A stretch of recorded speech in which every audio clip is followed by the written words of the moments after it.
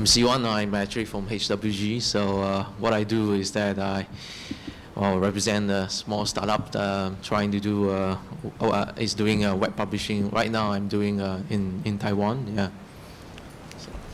Hi, so I'm Stefan. I'm PANYASIRI. I'm the CEO of C Gaming, a brand new publisher based out of Singapore. We just launched our first title, which is World of Tanks. So probably a small game that you guys know.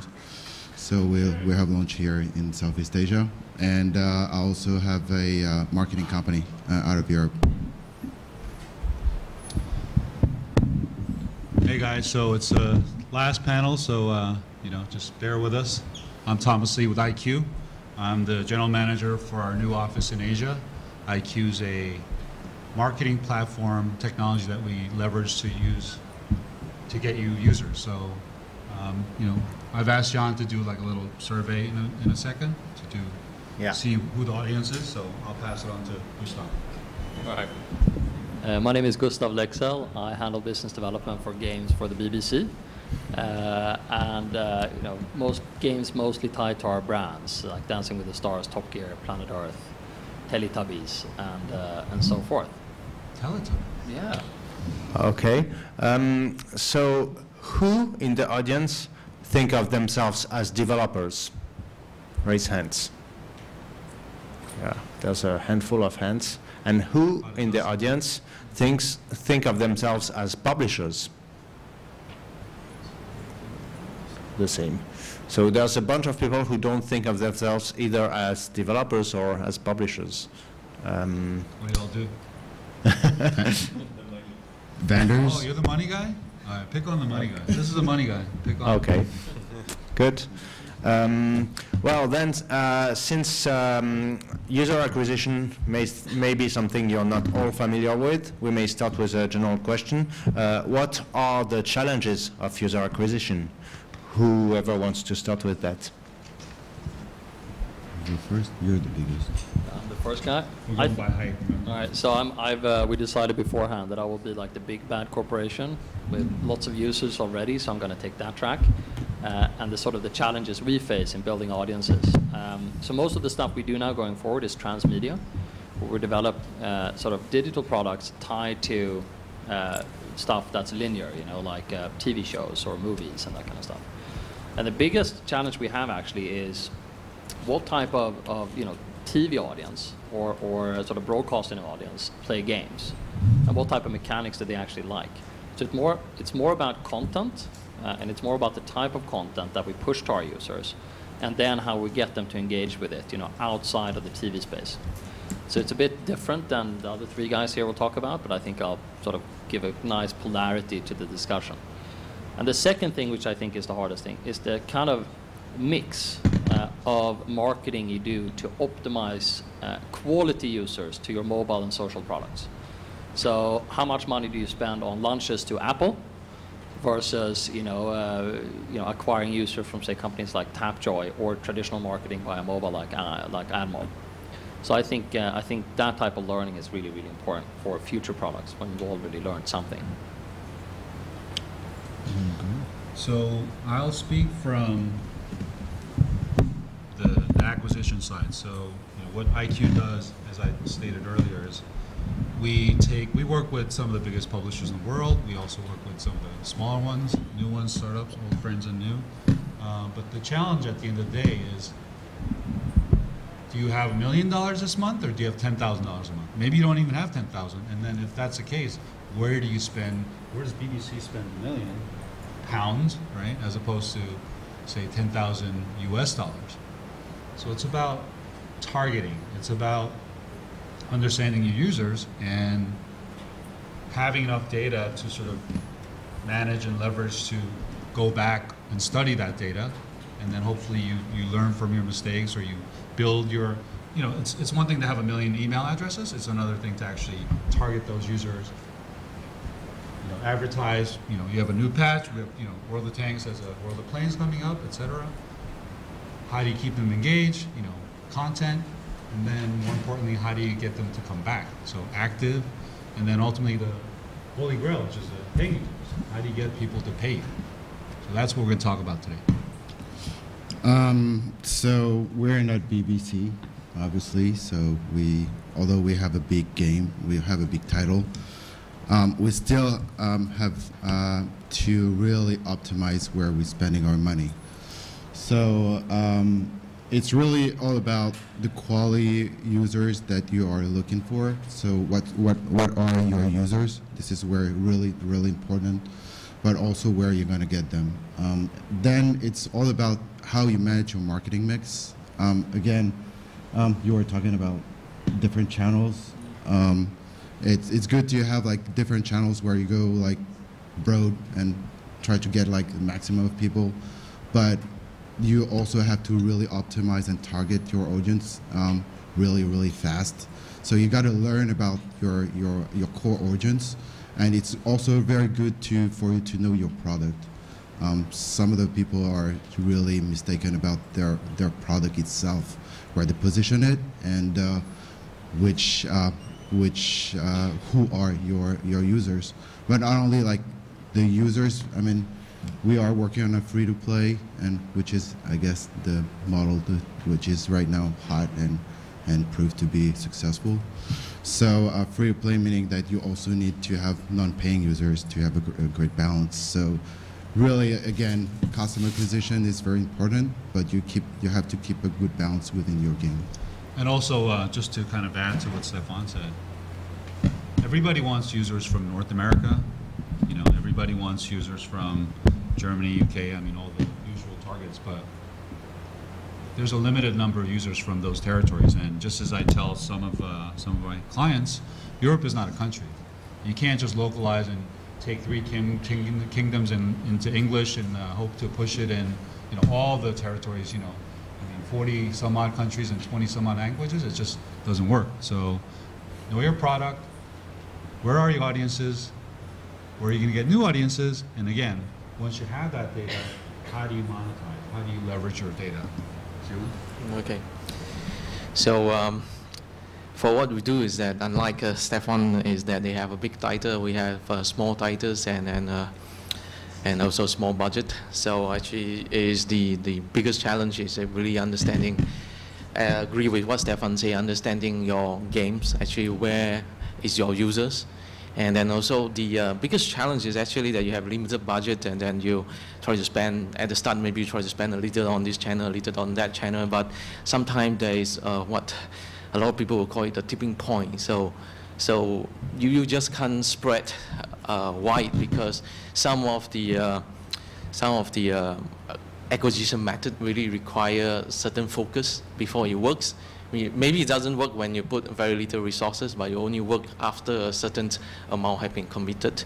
So the next things that we actually leverage on is a lot of data, like understanding users, like acquiring users, like how many users you acquired when you launch a certain event, and then not only a certain event, but the amount of money and time that you spend on the event and how it affects the acquisition. So having limited resource, we have to rely a lot on statistics to actually see what is the most effective way. Yeah. Okay. Do we have a question from the audience at this point? If anybody wants to ask a question, they can go to the microphone.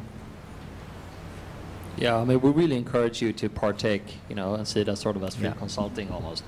So if we can keep this sort of forum open, I'll be much happier. If not, then... No, I think we're going about the wrong way. So again, so what I recommend is, we're in Asia, right? So they tend to not participate as much to say... Okay, somebody must go to the microphone right now. All right.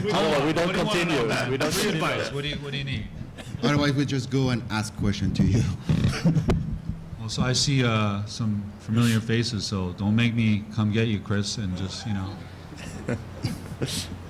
No, but really, if you guys don't have questions, then we could sort of, you know, continue. But what I told Jan earlier is we should sort of keep this very informal and keep it like a Q&A session. So if you're here for a reason, we appreciate your time. You could be anywhere else, but you're here, so we want to tell you what we know. So if you don't want to know, I mean, that's cool too. Well, I have a question to go on with. Chris is bailing, by the way. In fact... Okay, thank you, sir. Okay. There we Good. go. Chris Hurley from Ubisoft. So since it's about customer acquisition, and a number of you do that around the world, talk to us about what the distinct differences are when you focus on Southeast Asia for customer acquisition. That's not what you would have expected, or that is a lesson you learned the wrong way or the right way to do it here in Southeast Asia as compared to the rest of the world. I think in Southeast Asia, one of the biggest differences is the organization of the market itself. I mean, where are the players are actually playing the games? And if you look at the Philippines, with Phil, can tell me more about it. But if you look at the, countries like the Philippines or Malaysia or Thailand, where the people are playing in cyber cafes, how do you get these guys? And it's very hard for Western companies or Western publishers and developers to understand how important it is to have distribution and to have people on the ground going to cyber cafes.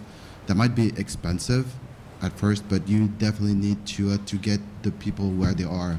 So having people to go around, promote the game, and make sure that the users understand the game, this is one of the big differences from other territories like US or Europe, where you're mostly like online.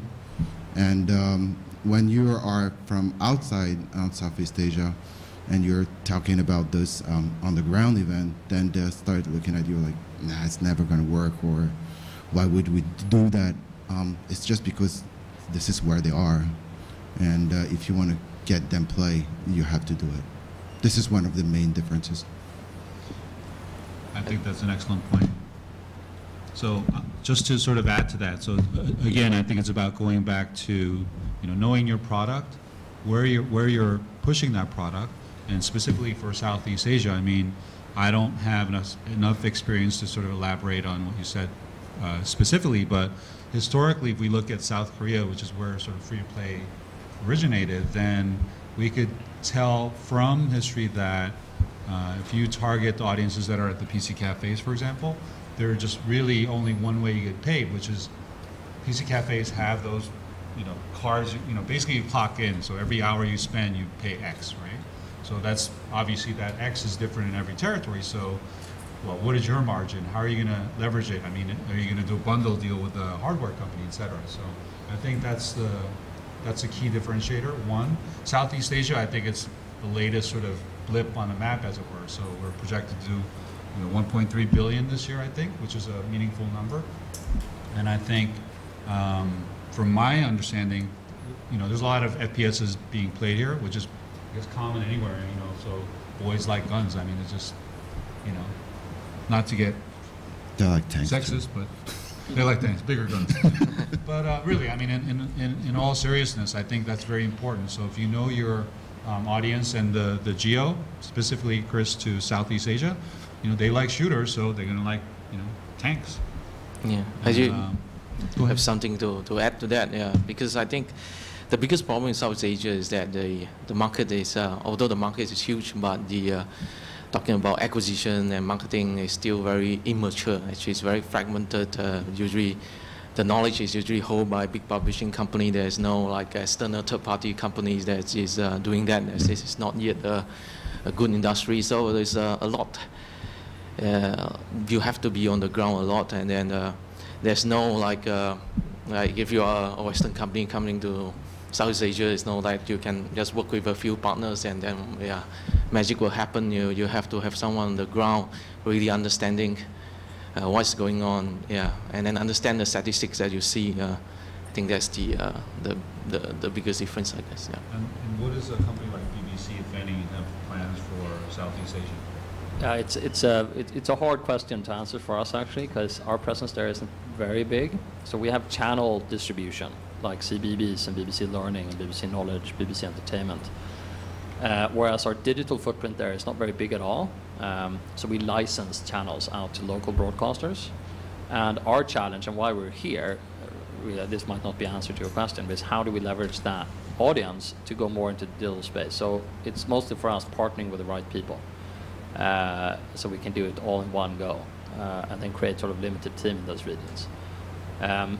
And that's really it. And I just want to add too, and I think this doesn't just stay out of Southeast Asia, but globally, is having really, really good PR strategy can be extremely effective globally if you localize it.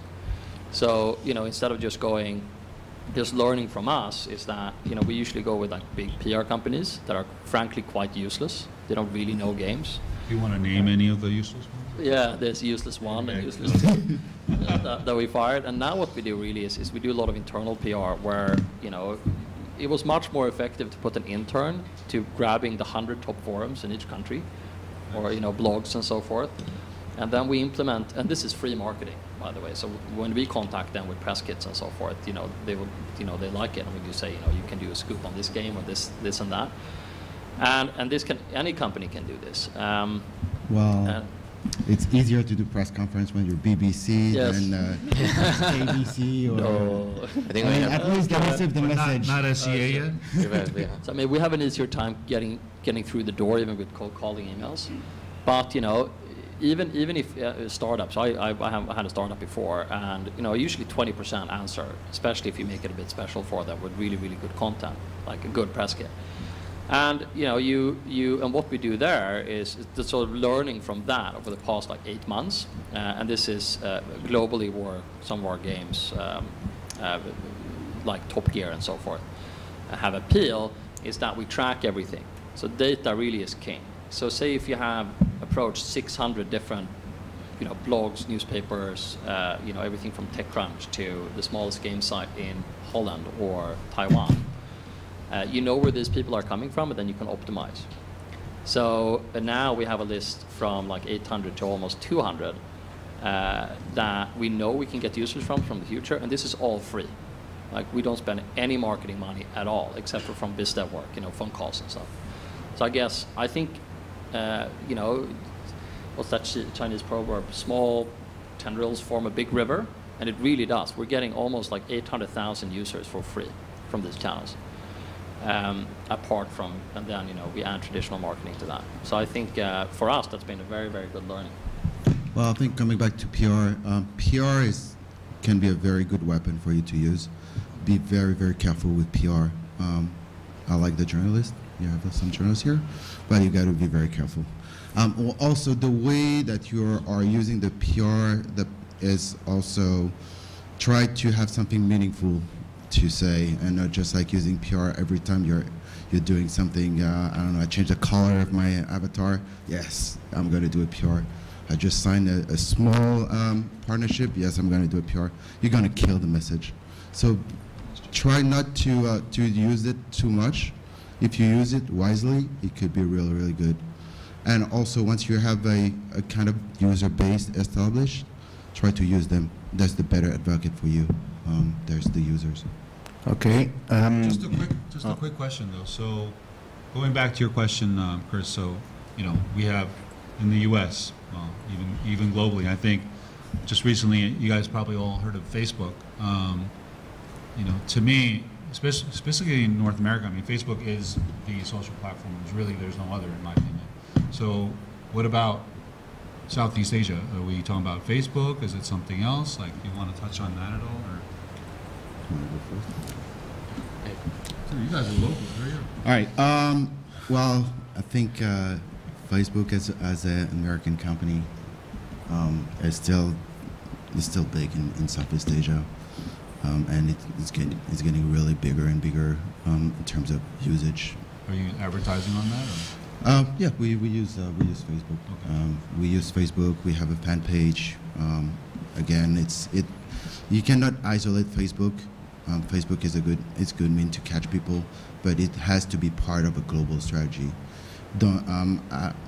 It was like easy to get users from Facebook 2 years ago, but right now the competition is there. So you're not alone. You're not alone on Facebook. You have a really large audience, but still it's getting a fight to get there. So again, use it wisely. Okay, just to share a bit of the experience I have with Facebook is that I think for a market that's outside of China is still quite, I would say, quite effective way to market. Actually, most of our acquisition is actually through Facebook, but as Stefan says, it's getting more and more expensive. So, and also that coming back to the previously when I talked about the budget that you have. So the important thing is that you have a budget. So if you just place a little bit of budget on Facebook and all this, it's not going to give you any much result. And then also the other thing is to actually, it's a bit sidetrack a bit, is that in Asia, I mean, it's very competitive. So media start to have this getting all the publicity you make start to get the target. So it's a moving target. So we need to recognize when is when the channel has been too saturated. I think it's also important. Yeah. Okay. Do we have another question from the audience?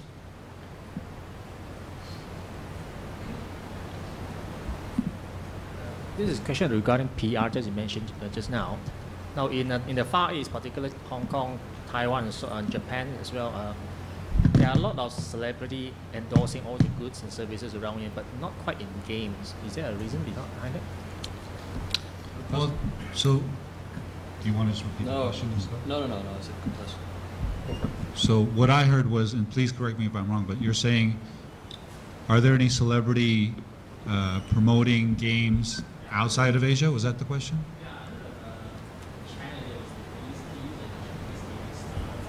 Well, they use big models in China right now to promote games. It all started in Korea, of course. Is it Korean? No. Sorry?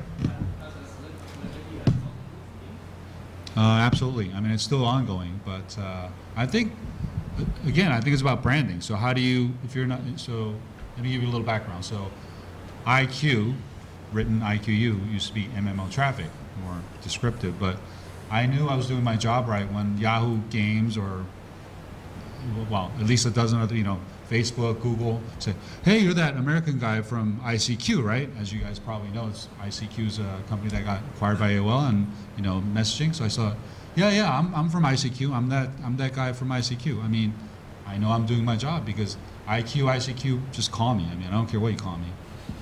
Go back to your question about rock stars or models. I mean, it's about branding and attaching to your brands to, say, I don't know, Justin Bieber if you're, a girly fan in the States, or maybe it's, I don't know, Selena Gomez if you're, teeny bopper tween sort of demo that we're targeting. Yeah, it's about branding. Celebrities, what are the local celebrities here and what is the impact? The celebrities has a cost.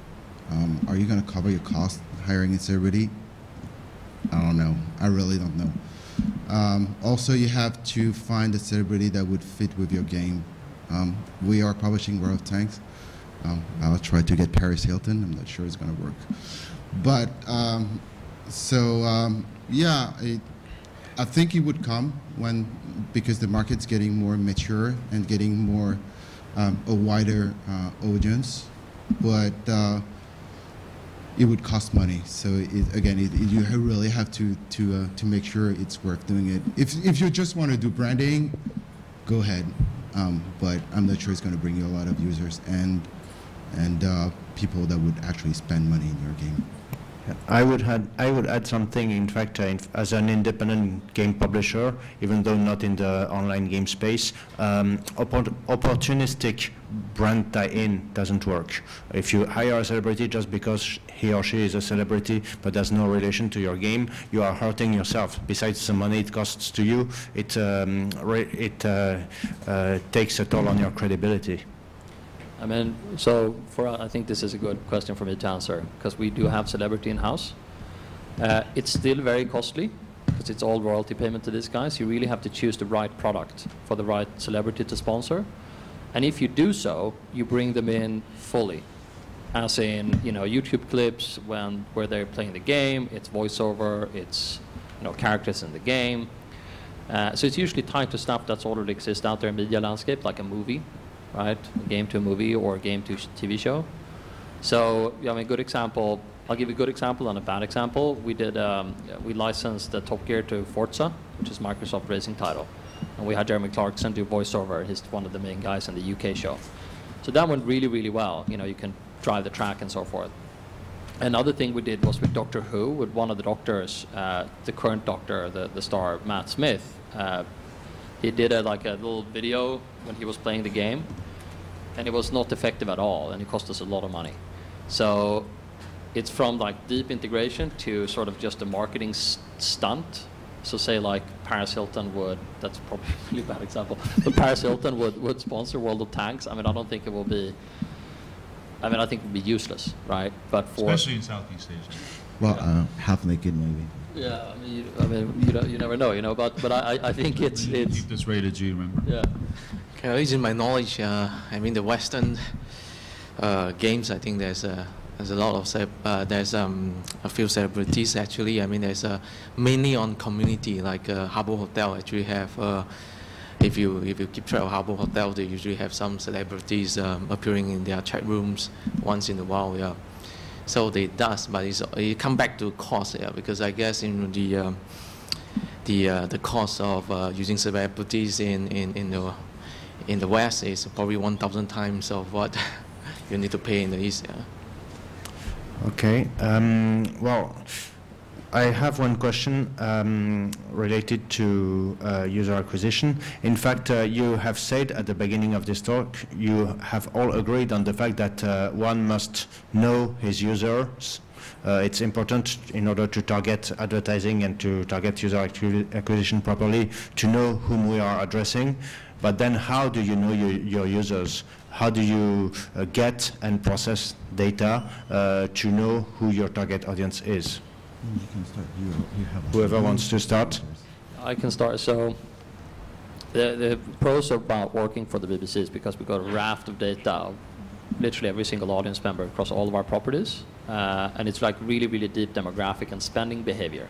Who they actually are, we don't know that well, except for a few brands that are big. So on Facebook, for instance, so for any brand we launch, we have a very, very deep social strategy where we really try to capture the entire fan base on Facebook or other local social networks. And we do that for really small brands when we have like 20,000 fans, like for any company, or to really big brands like Top Gear where we have about 16 million fans. So that's one, you know, so we try to really build them from ground up. But I think the best data we have is all the ratings data. So spending behavior we use fully in all of our games. So we know exactly who the whales are, who the winners are, and and how much they spend. And we can model after that. And apart from that, it's just having really, really good analytics. And just not having analytics, actually using the data. So most people think, yeah, sure, we're going to put in some analytics and we're going to use this company and that, but then they really don't understand how to use the data properly. And I think that's like probably half of the companies out there. So sometimes we employ like data specialists that really dig in and give us like really, really good feedback on the stuff we have. So that's... I think just as a segue to that, to what you said, do you share that data with anyone? I mean, you guys probably, you know. If you want to buy it, yeah. So I can't reveal who the clients are, but we have some big clients that you would recognize by you know, their name.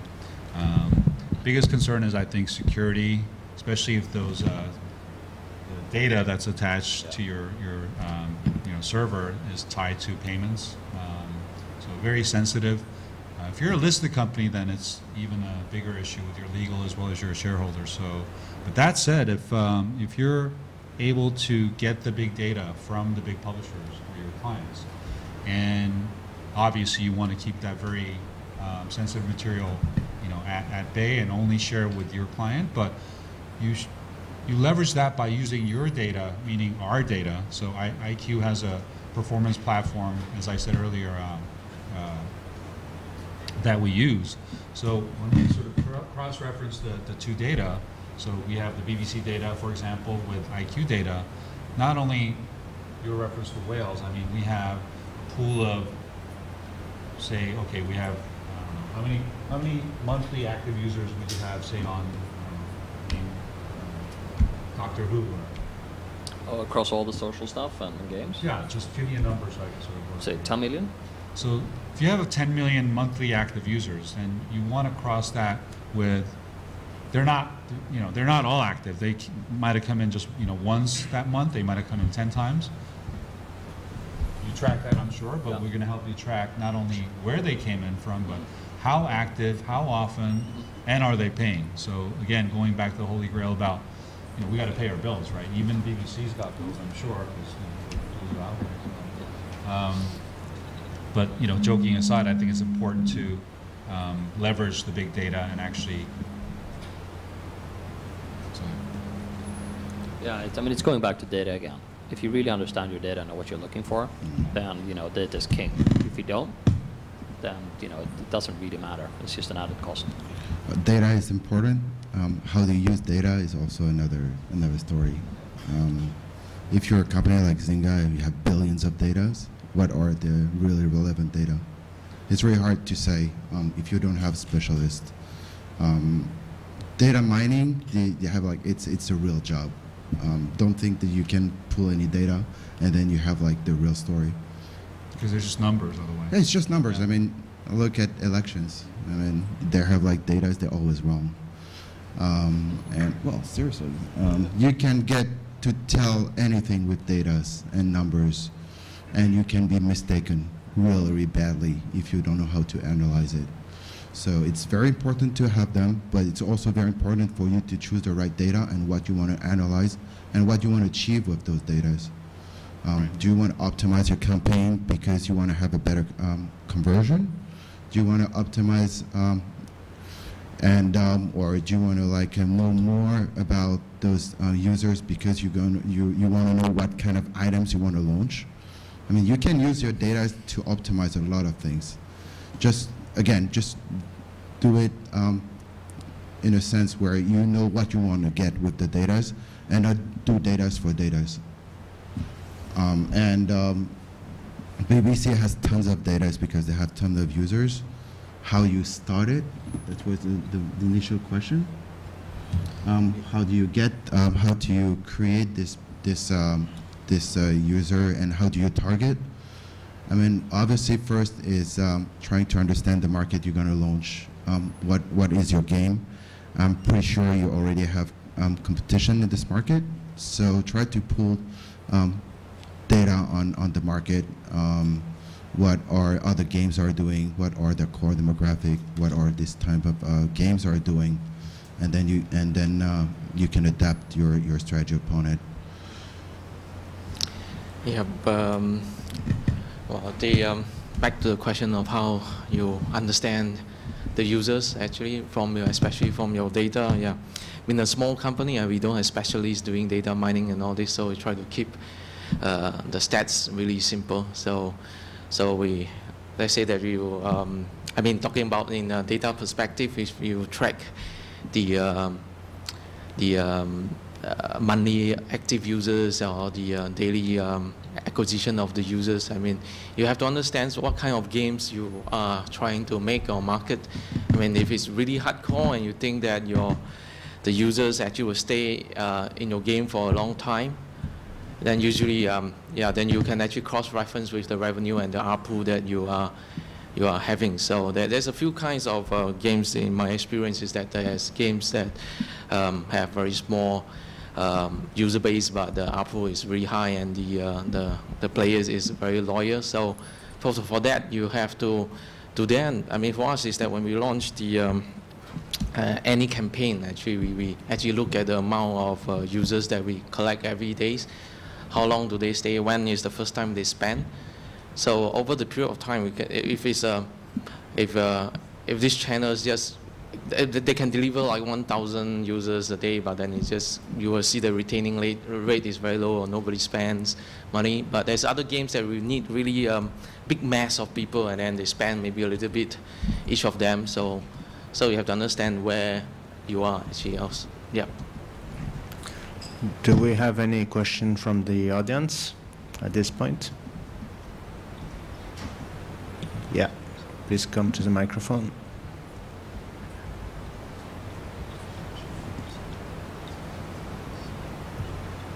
Hi, I'm just a small independent developer in Singapore, and our marketing budget is really, really low. So we have to hit the target very accurately and precisely. So, I mean, I've tried banner advertising. I've tried a bit of some website advertising and put some stuff on Twitter, but all of these don't seem to like really move my mobile downloads.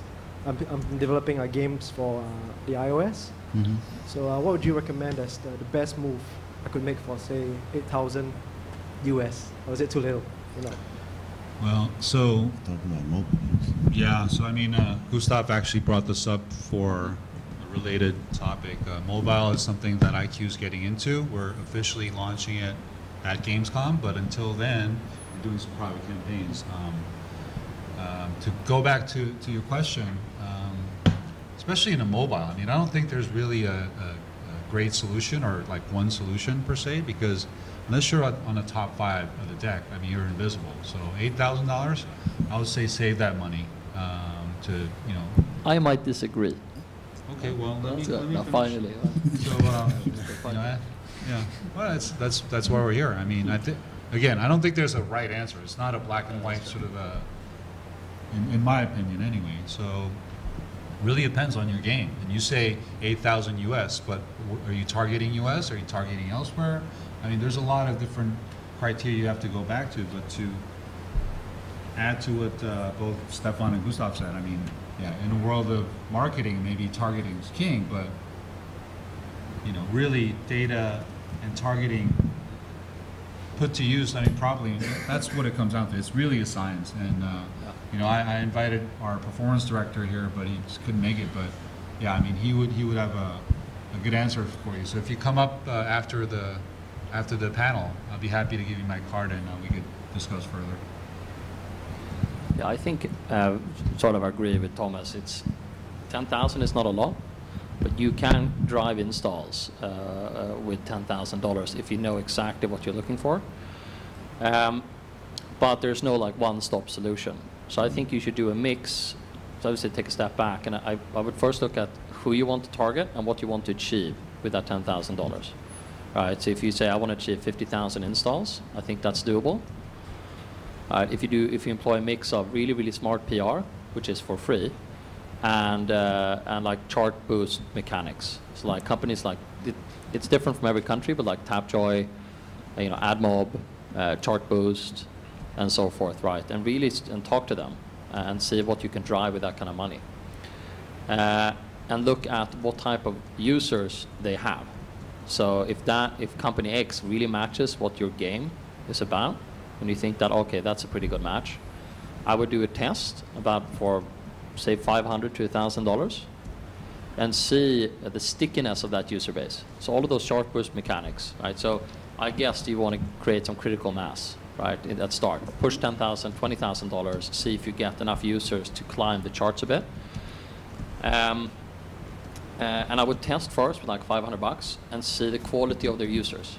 So most of these chart boost companies, they have a lot of, like 80% of the users, in my opinion, just go there to hunt for deals. Yeah. So they come into your game, play for 5 seconds, and they leave, and you never see them again, and then you paid like 50 cents or 10 cents. That's useless, right? So you want to go with one of those companies that have the right, that first operate in your country where you launch in. So don't go global. Focus on a specific market where the game is localized. Then what you do is that you pick the company with the right audience for that market, and then you test. And if the test is successful, say your retention of those users is like 20%, or 30%, I would see that as a success. And then after that, when you start getting some revenue, if your game is good, because that's what it's all about at the end of the day, then you spend enough marketing that's under your ARPU. So you can create these really fancy models, right, where you say, okay, I can spend 10 cents for every user because our ARPU is 26 cents, what average is, right? So that's sort of what we do, but our test is like, I test with maybe $2,000, and I get, say, 10,000 users from that, and then, you know, I just optimize, and then you can build a big, nice spreadsheet with saying, in Germany we have this, in Thailand we have that, and so forth, right? And you can do the same for the PR. I would add, oh, okay, go on. No, go ahead. Okay. I would add that on iOS, this is really a chart-based market. So what sells is what is in the chart. So it's somehow a Kafkaian problem in that you have to be in the chart to sell, and you have to sell to be in the chart. And really, nothing beats the chart. No advertising solution, no matter how expensive, will be as efficient as having your game already in the charts in order to make it visible. Because most people will just look at the charts. They will not look at any third-party media to look at ads to buy apps. So I would say that the only point in time at which it makes sense from my perspective, I mean, of course, some people may disagree, the only point in time in my opinion at which it would make sense to advertise for an iOS game would be the launch time in order to get your game in the charts. And likely you will have to have a cost per user that will be significantly higher than what you can expect to earn from those users. But the point is that you buy your first users in order to put your game in the charts, and from there it can live its own life based on its own merits. Stéphane? Well, I mean, mobile game has a very short life cycle too, so you can also test like an online game which has a longer lifetime value. So you have to be fast in your strategy. So I don't know how you actually worked to launch your game. Did you try like one by one any method, or did you try them all combined all together? You just like you tried banners, you tried yeah. So you tried all together and nothing worked.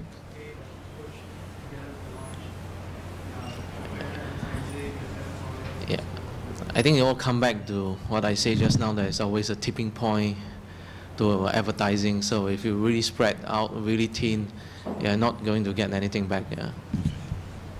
But I mean, it's very specific. So if you want to discuss after, we can really discuss after. Maybe should move on. Okay. Do we have another question from the audience? If not, then perhaps can you share concrete experiences about because from what you have been saying, well, there's the numbers and the analytics you can do on the data, but that's not all, because it can mislead you. There's also a feeling that you may have due to your personal experience and your knowledge of the product and of some of the users, of what your target is and how you should talk to them. But then, I mean, all of this is very general. Can each of you share some experience feedback about how you launched the game, which channel did you choose to advertise, how did you acquire users, what went right and what went wrong, in a couple of sentences? Yeah, that's a lot of things too. Yeah. So unfortunately, I can't share specifics about our clients, so they will remain nameless. But I'll tell you one bit of so I have one client based in Europe, and they're one of the bigger publishers, as you would imagine. And again, I mean, back in the day, it was about clicks and impressions. So, you know, CPM's very yesterday. You know, today is CPA. So, you know, CPM as in, you know, cost per 1,000 impressions. Really? You know, as opposed to CPA as in, you know, X dollars or euros, whatever the currency might be per user. So cost per acquisition. We started doing active user campaigns. Again, I mean, unless you have people engaged in your product, which I assume is good, I can't make your game better, but assuming you have a good product, then I'm going to help you with engagement. And with engagement, you know, get them to invest enough time where they feel like they could spend money, and they feel like they've actually invested enough their time to, you know, give you money, give you a credit card number. That said,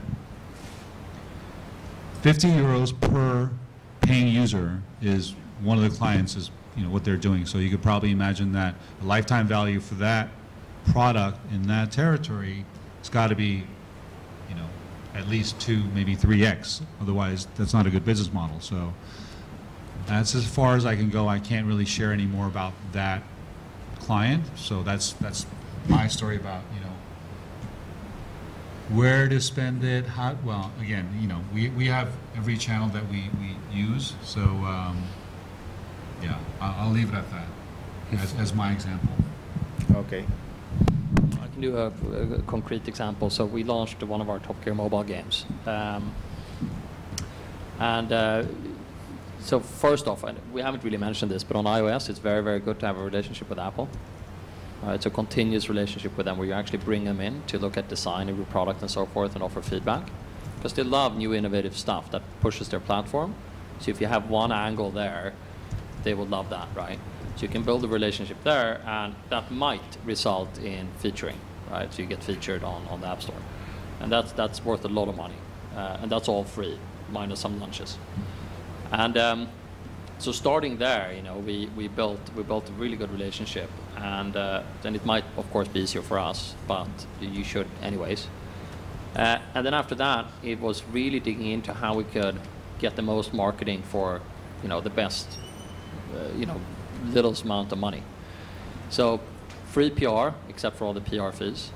But then really how would we optimize the marketing spend? So just like I said for the question just previously, we did a lot of tests with like $1,000 here, $1,000 there to see what kind of marketing we got, what sort of kind of quality users we got, and the sort of retention of those users. So what was the churn rate of those, say, 5,000 users we got from channel X versus channel 2 and 3, 4, etc.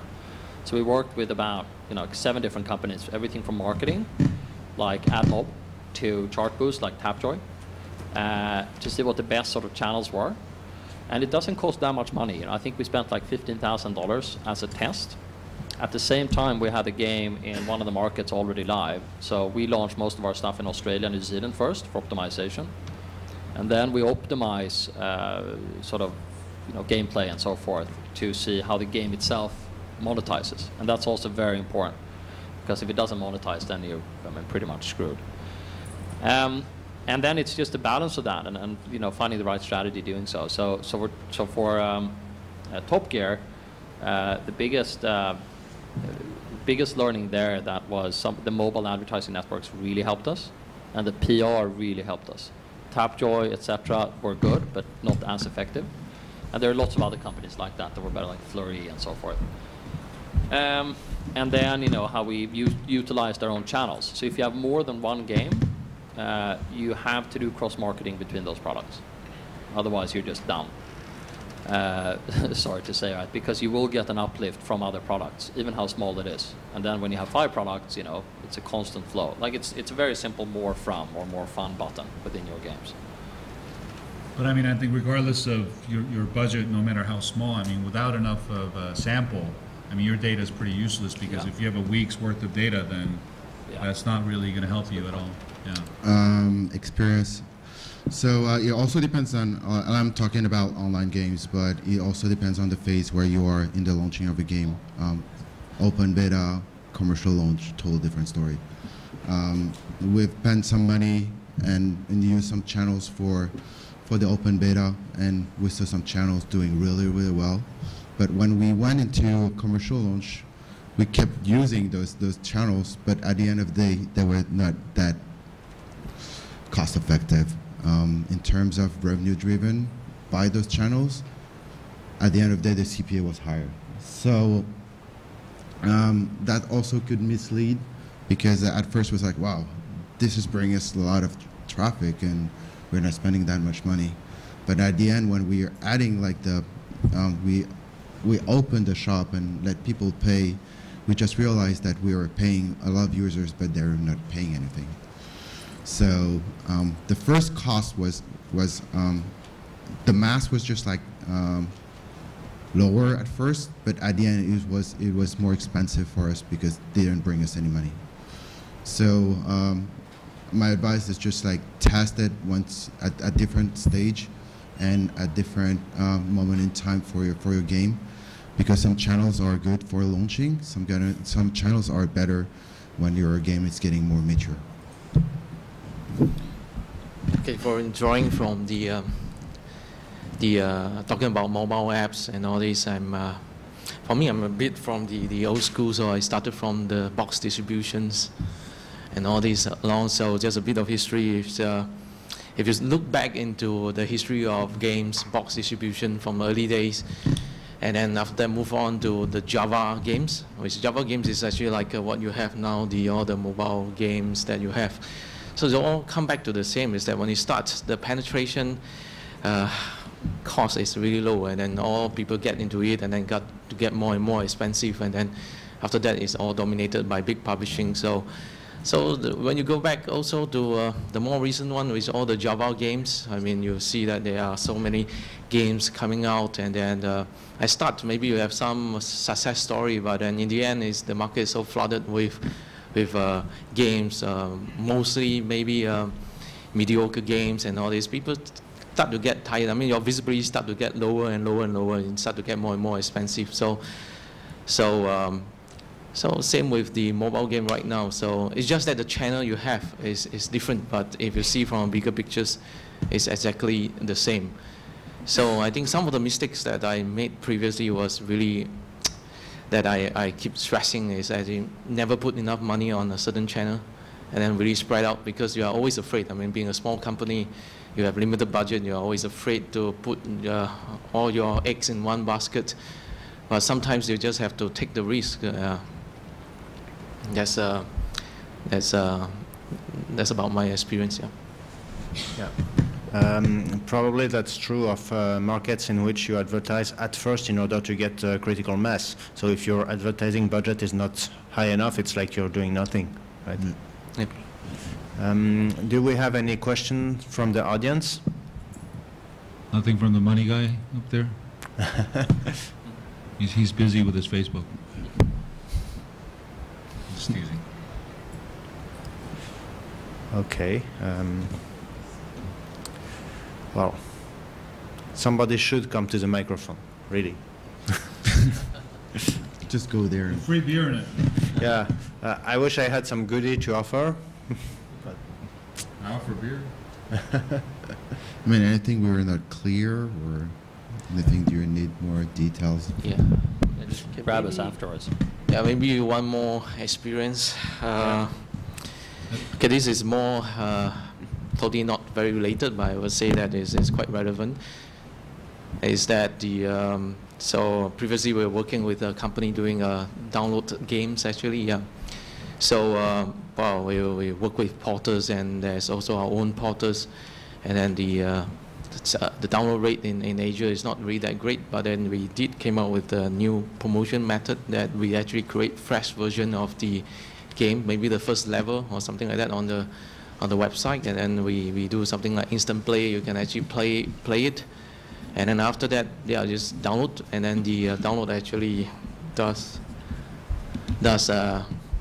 shoot up. So that probably